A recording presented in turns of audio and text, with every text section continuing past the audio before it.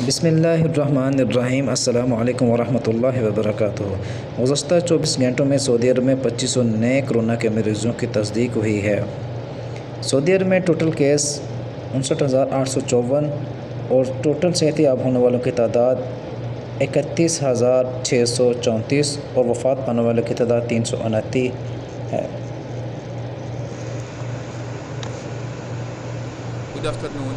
On COVID-19 updates in the Kingdom of Saudi Arabia, I would like to share with you the latest statistics.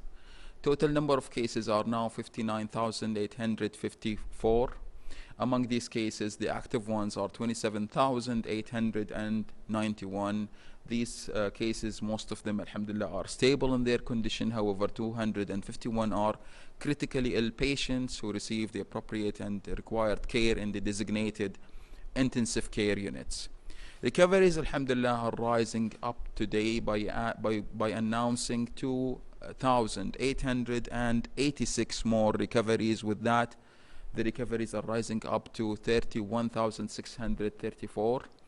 Deaths are at 329. May Allah be merciful with all of them.